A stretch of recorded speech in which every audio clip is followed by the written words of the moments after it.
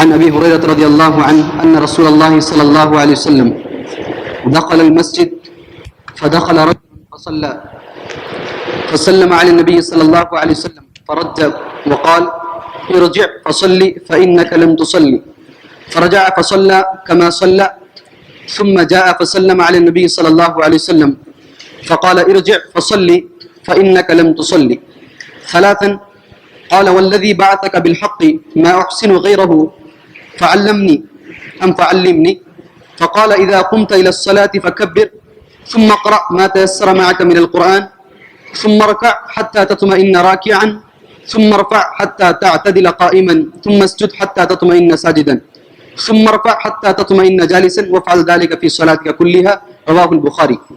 حضرت ابو ہریرہ رضی اللہ تعالیٰ عنہ سے مروی ہے، وہ کہتے ہیں رسول اللہ صلی اللہ علیہ وسلم مسجد میں تشریف لائے، اس کے بعد ایک اور شخص آیا، اس نے نماز پڑھی، پھر نبی کریم صلی اللہ علیہ وسلم کو سلام کیا، آپ نے سلام کا جواب دے کر فرمایا واپس جا اور پھر نماز پڑھ، کیونکہ تو نے نماز نہیں پڑھی۔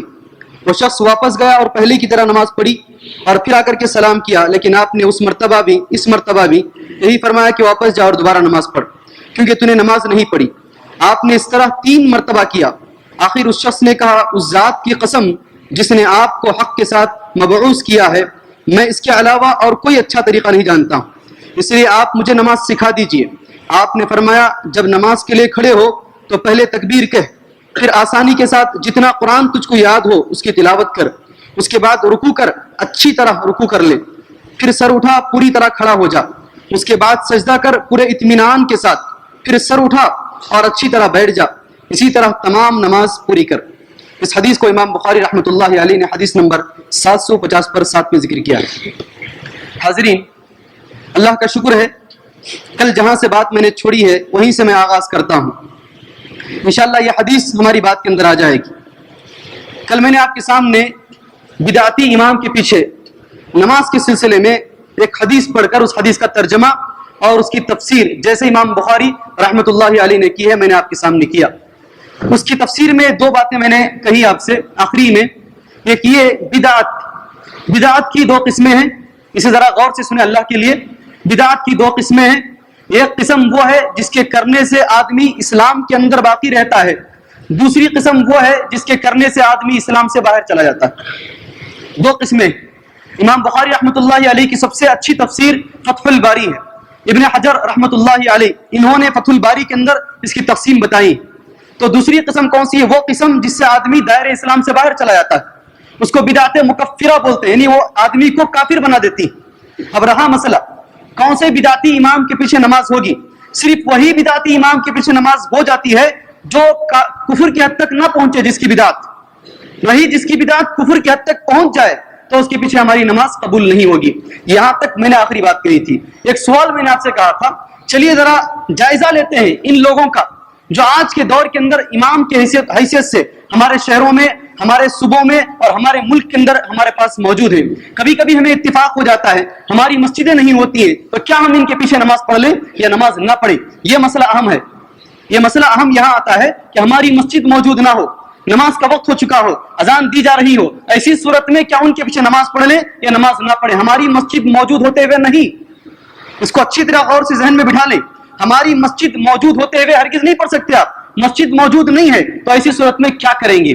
تو چلے یہ امام، آج کوئی بھی امام حنفی نہیں ہے، کوئی بھی امام حنفی نہیں ہے کہ کوئی بھی حنفیت پر باقی نہیں ہے، بلکہ دیوبندیت پر باقی ہے۔ آج کے جتنے بھی امام ہیں ان میں سے اکثر دیوبندیت پر باقی ہے، کوئی اللہ کا بندہ ہوگا لیکن ہمارے علم میں نہیں ہے، اکثر دیوبندیت پر۔ ایک دوسرا طبقہ ہے جو بریلویت پر، ایک دوسرے کے بالکل سگے بھائی ہیں، خلیرے بھی نہیں چچیرے بھی نہیں، بالکل سگے بھائی ہیں۔ ایک طبقہ بریلویت کا اور دوسرا طبقہ دیوبندیت کا۔ آج کا جو دین ہمارے سامنے موجود ہے، ایک دین بریلویت کا ہے، احمد رضا خان جو دین لے کر کے آئے ہیں وہ دین ہے، اور دوسرا دین جو ہمارے سامنے موجود ہے وہ دیوبندی حضرات جو بنا کر کے پیش کیے ہیں وہ دین۔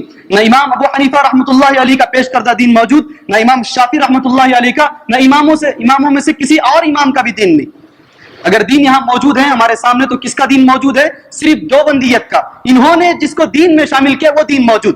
میرے حال ہمیں یہ مقصود نہیں ہے کہ وہ کسی کا بھی دین ہو، البتہ ہمیں مقصود یہ ہے کہ کیا ان کے عقیدے کتاب و سنت کے مطابق ہیں؟ کیا ان کے عقیدے کفر تک نہیں پہنچاتے ہیں؟ بات یہاں آتی ہے، کیا ان کے عقیدے کفر تک نہیں پہنچاتے ہیں؟ جب ہم ان کی کتابیں کھولتے ہیں، رہی بات بریلویت، بریلوی حضرات علیہ اعلان کرتے ہیں کہ ہمارے عقیدے کفر تک پہنچاتے ہیں، وہ مائکوں میں کھڑ کر چلاتے ہیں اور کہتے ہیں اے نبی آپ ہر جگہ موجود ہیں، آپ عالم الغیب ہیں، آپ داتا ہیں، آپ فلاں ہیں فلاں ہیں، تو ان کے پیچھے نماز ہوتی ہی نہیں ہے، اس لیے کہ وہ لوگ علیہ اعلان کر رہے ہیں۔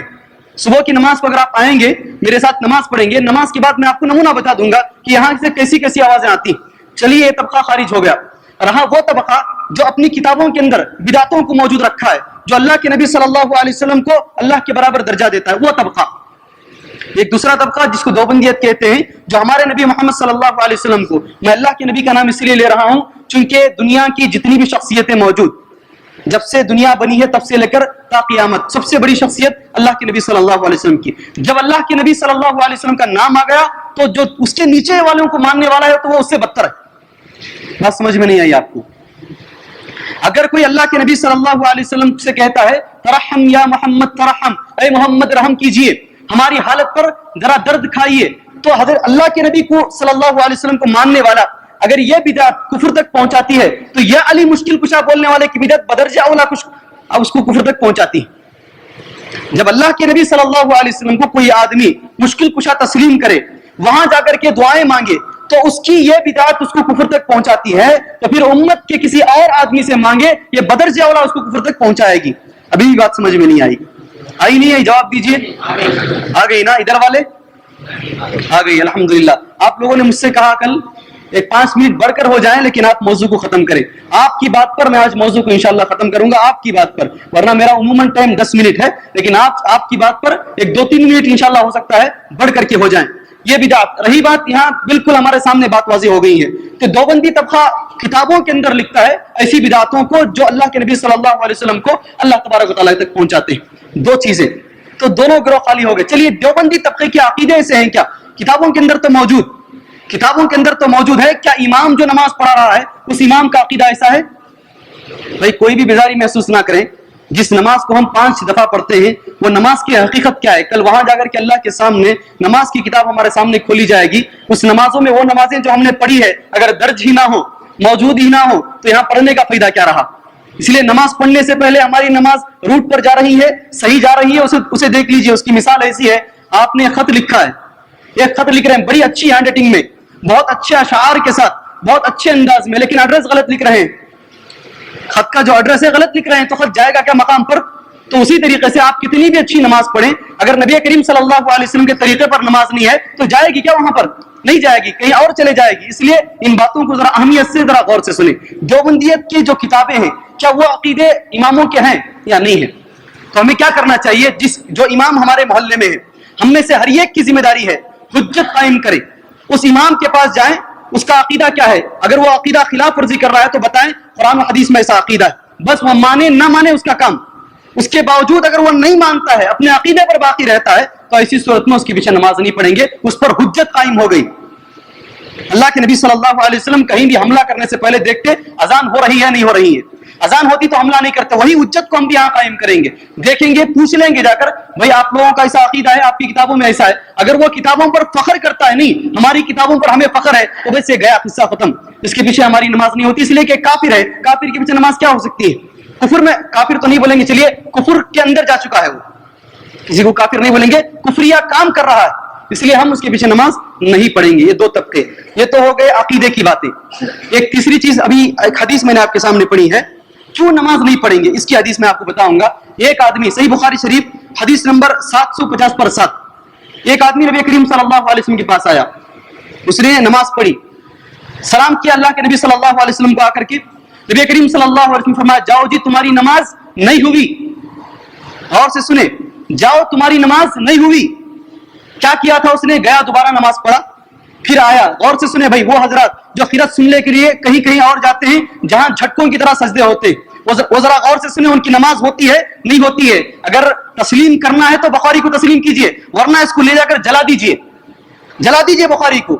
اگر ماننا ہے تو پوری بخاری کو مانیے، جو بات تمہاری مطلب کی ہوتی ہے کیوں ٹی وی میں صحیح بخاری بول کر دکھاتے ہیں، جو بات تمہاری مطلب کی نہیں ہوتی ہے اس کو بخاری میں اس کو نہیں مانتے ہیں، یہ عجیب دین ہے تمہارا، ہے کہ نہیں؟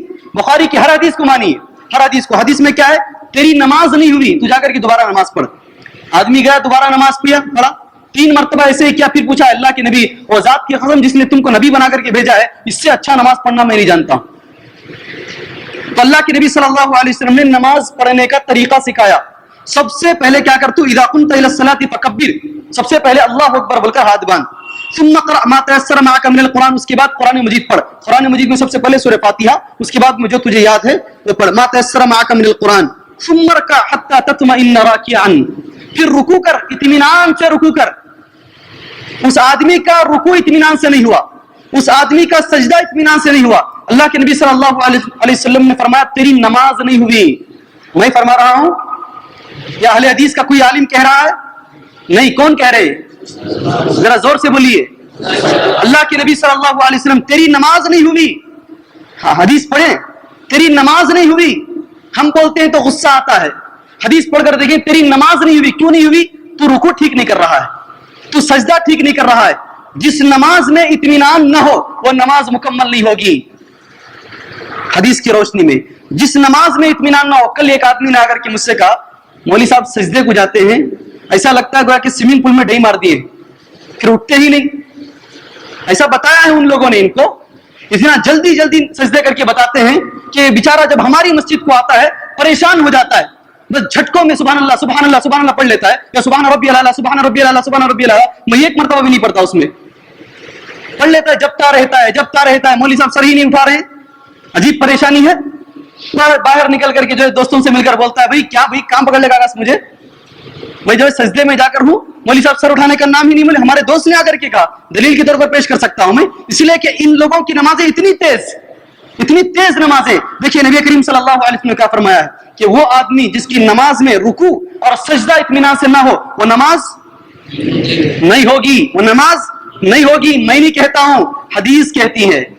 اللہ کے نبی صلی اللہ علیہ وسلم کہتے ہیں اطمینان سے رکوع کیجئے, اطمینان سے سجدہ کیجئے. کچھ باتیں آپ کے سامنے کہہ کر آج کی اس بات کو ختم کرتا ہوں. نماز کے اندر 14 ارکان, ایک رکن بھی اگر چھوٹ گیا تو اس کی نماز نہیں ہوتی ہے. یہ کتاب کو لکھنے والے سماحت الشیخ عبدالعزیز بن باز اور الشیخ محمد صالح العثیمین اور محمد بن عبد الوہاب, 3 بڑے بڑے علماء کرام نے اس رسالے کو لکھا ہے. وہ رسالہ آپ کے سامنے میں پڑھ دیتا ہوں کہ کتنی چیزیں ہیں جس کے کرنے سے آدمی کی نماز مکمل ہوتی ہے اور جس کے چھوڑنے سے اس کی نماز مکمل نہیں ہوتی. پہلی چیز, نماز کے 14 ارکان ہیں. قدرت ہو تو کھڑے ہونا, کھڑے ہو کر نماز پڑھنا ہے. قدرت رہنے کے باوجود بیٹھ کر نماز پڑھے تو نماز نہیں ہوتی, پہلی چیز. دوسری چیز تکبیر تحریمہ. تیسری چیز سورہ فاتحہ پڑھنا. چوتھی چیز رکوع. پانچویں چیز رکوع کے بعد قومے میں کھڑے ہونا, رکوع کے بعد کھڑے ہونا, پانچویں چیز. چھٹی چیز 7 اعضاء پر سجدہ کرنا. ساتویں چیز سجدہ سے سر اٹھانا. آٹھویں چیز دونوں سجدوں کے درمیان میں بیٹھنا. نویں چیز تمام افعال میں اطمینان و سکون کا ہونا. نویں چیز کیا ہے؟ تمام افعال میں اطمینان اور سکون کا ہونا. 10ویں چیز ارکان میں ترتیب کا ہونا. مثال کے طور پر رکوع سے پہلے سجدہ, سجدے سے پہلے رکوع نہیں ہو سکتا. جو ترتیب ہمارے نبی نے بتائی ہے صلی اللہ علیہ وسلم وہی ترتیب. ارکان میں ترتیب کا ہونا. 11ویں چیز آخری تشہد. 12ویں چیز تشہد کے لیے بیٹھنا. 13ویں چیز نبی صلی اللہ علیہ وسلم پر درود پڑھنا. 14ویں چیز دونوں جانب سلام پھیرنا. یہ 14 ارکان, اس میں سے ایک رکن بھی اگر چھوٹے گا تو آپ کی نماز مکمل نہیں ہوئی. آپ کو 9ویں چیز کیا بتائی گئی ہے؟ اطمینان. اطمینان ہے, رکوع میں اطمینان, سجدے میں اطمینان. یہ 14 ارکان جس کی نماز میں شامل ہیں, آپ ان کے پیچھے نماز پڑھیے بشرطے کہ اس کی بدعت کفر تک نہ پہنچائے. یہ 14 ارکان اگر کسی کے اندر موجود نہ ہیں, اس کی قرات اگرچہ کہ آسمان کے فرشتوں کی طرح کیوں نہ ہو, اس کے باوجود اس کے پیچھے نماز آپ کی نہیں ہوگی. اگر اس کی قرات آسمان کے فرشتوں کے برابر کیوں نہ ہو, اس کے باوجود آپ کی نماز نہیں ہوگی. حدیث کہتی ہے کہ نماز نہیں ہوئی, تیری نماز نہیں ہوئی. اس لیے جو ہے یہ ساری باتیں موجود ہیں. اس سے ہٹ کر یہاں تک تو مسئلہ بالکل واضح ہو گیا ہے. ایک بات یہاں بیچ میں بول دوں, کسی آدمی کے کہنے سے یا کسی کے دباؤ میں آ کر میں نے یہ باتیں نہیں کہی ہیں. اس لیے سب سے پہلے ہمیں اپنا مسئلہ کیسے بنانا چاہیے. قرآن اور حدیث کے اندر جو باتیں آتی ہیں گرچہ وہ ہمارے ذہنوں کی باتوں کے خلاف کیوں نہ ہو, اس کو تسلیم کرنے کا مادہ ہم اپنے اندر پیدا کریں. اللہ سے دعا ہے اللہ تبارک و تعالی ہمیں سننے سے زیادہ عمل کرنے کی توفیق عطا فرمائے. آمین. وصلی اللہ علیہ وسلم.